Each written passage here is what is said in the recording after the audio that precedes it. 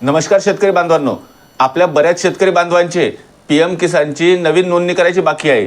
त्यांच्याजवळ अगोदरपासून शेत होतं, पण आता नोंदणी करायची त्यांची राहून गेलेली आहे। तर आता सध्या साईड चालू आहे, त्यांनी नवीन नोंदणी करून घ्यायची आहे। तसेच ज्यांचे आई वडील एक्सपायर झालेत किंवा त्यांना त्यांच्या नावावर जमीन आलेली आहे, त्यांची पण नवीन नोंदणी चालू आहे। तर लवकरात लवकर आपली नवीन नोंदणी करून घ्यायची।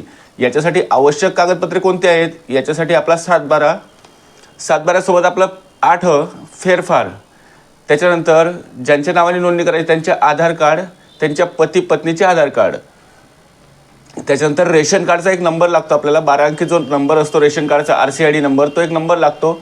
व रेशन कार्डमध्ये ज्यांचे नाव आहेत त्यांच्यासोबत आधार कार्ड जोडायचे आहेत। तसेच बँकेचे पासबुक, एवढे डॉक्युमेंट घेऊन आपण आपल्या जवळच्या सेवा केंद्रावर जाऊन अर्ज भरू शकतो किंवा आपण स्वतःही हा अर्ज भरू शकतात। काही अडचण आल्यास नक्की कमेंटमध्ये विचारा। धन्यवाद शेतकरी बांधवांनो।